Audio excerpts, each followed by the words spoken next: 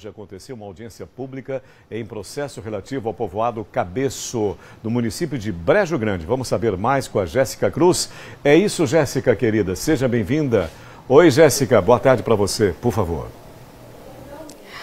Olá, Sérgio, boa tarde. Nós estamos aqui na Justiça Federal porque aconteceu há pouco essa homologação desse acordo entre a Chesf e a comunidade do povoado Cabeço. Aliás, é um povoado que não existe mais, justamente por conta da invasão da água, por conta de um descaso ambiental. A gente conversa aqui agora com o juiz Ronivon Aragão, ele que é titular da 2ª Vara Federal, para explicar para a gente porque esse processo tem mais de 20 anos e agora tudo foi concluído. É isso, doutor?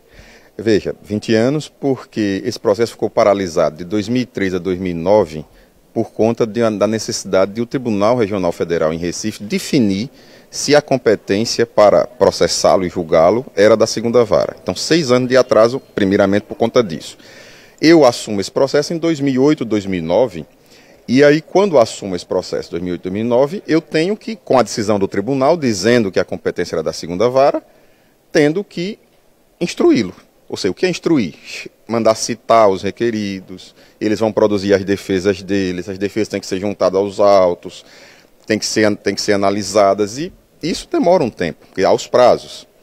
Então, mais ou menos por volta de 2010, 2011, o processo está processualmente pronto para ser instruído. Que instrução agora?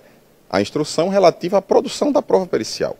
Aí a prova pericial, conforme vocês ouviram na audiência, só a realização do laudo demorou 4 anos. Por conta da complexidade, não é um processo qualquer. Não é um processo qualquer.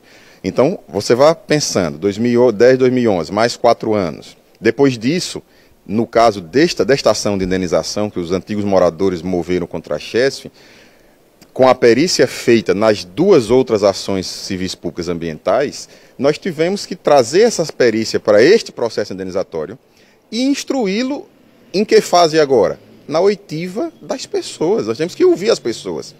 Aí a senhora imagine, começamos a designar as audiências. Veio pandemia, foram 2 anos de paralisação.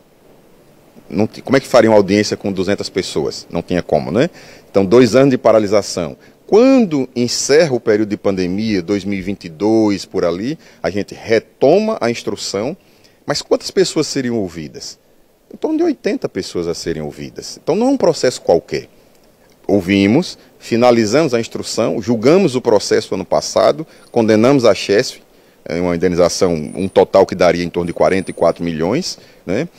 A Chesf entendeu que não era o caso de recorrer da sentença e formulou um acordo com os autores, tendo o Ministério Público Federal atua como fiscal da ordem jurídica neste processo, também se manifestado, o acordo foi homologado por esse juízo e faremos, como é dever legal, a destinação desses valores que estão depositados em prol dos beneficiários, ou seja, dos antigos moradores, porque ainda há alguns vivos, a maioria é viva, 159, salvo engano, são vivos ainda, e os que faleceram terão os seus valores recebidos pelos seus sucessores, filhos, netos, etc., na forma como o Código Civil determina. Aliás, eu até conversei com o senhor mais cedo, falando que esse caso serve de exemplo para muitas outras ações no quesito ambiental, porque foi justamente a construção de uma barragem, de uma hidrelétrica, que provocou, no entendimento da perícia, a destruição do povoado centenário. Exatamente. Então, nesse caso é uma tragédia ambiental, mas uma tragédia que houve uma causalidade, ou seja, alguém foi responsável por causá-la, e não uma tragédia meramente natural. De sorte que teve que ter essa instrução para averiguar até que ponto este barramento ele era a causa ou não deste dano ambiental. A perícia atestou, está lá com todas as letras dizendo, tanto que a Chesf, talvez ponderando que seria muito melhor, só a Chesf pode dizer isso, vocês podem perguntar, mas a Chesf verificou o processo e disse, não vale a pena talvez recorrer, e fez o acordo para pagar, salvo engano, quase 90% ou mais de 90% do valor que foi objeto da condenação no meu processo. Então foi um acordo provavelmente vantajoso para as partes, obviamente. Doutor Ronivon, muito obrigada pelas informações, mas aqui com a gente também tem a doutora Jane Tereza, ela que representa essas pessoas, e você pode até se perguntar o que é isso que está aqui em minhas mãos. É uma obra de arte, eu posso assim dizer, um artesanato e uma recriação também das casas do povoado, né, do povoado Cabeço. Representa também uma memória que está guardada, né, doutora? Sim, uma memória. No fundo tinha sempre um fogãozinho de lenha. Quando a gente começou a conhecer a realidade, a gente foi pessoalmente lá. Tinha sempre fogãozinho de lenha. Tinha uma porta que era aquelas portas que é em duas partes, uma árvorezinha sempre.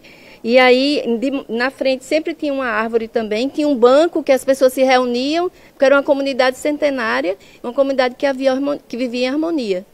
Doutora, foram muitos anos, como a gente conversou com o doutor Ronivon também, e qual é o sentimento de vocês que fizeram essa defesa, de vocês que estão em contato com a população, com os moradores daquela região?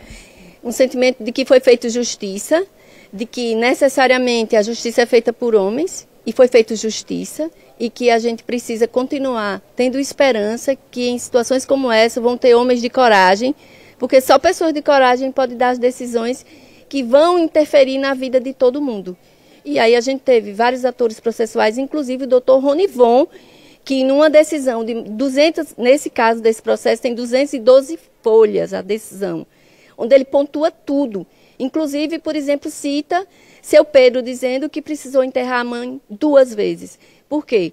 Porque o cemitério foi tomado pelo mar, a onda cavou a sepultura da mãe, e caiu um coqueiro em cima, eles tiveram que serrar o coqueiro, enterraram, e depois necessariamente, esse outro cemitério também foi levado pelas ondas do mar. Justiça foi feita, esse é o sentimento. Como é que eles vivem hoje? Eles vivem, nesse momento eles estão com muita esperança. Inclusive tem muita gente entre 70, 80, 90 anos, que dizem a gente chorando, graças a Deus eu não morri e eu vou receber. É um sentimento de justiça. Muito obrigada, doutora. Obrigada, doutor Ronivon. Voltamos ao estúdio. Nós estamos de volta. Obrigado, Jéssica. Muito obrigado, gente.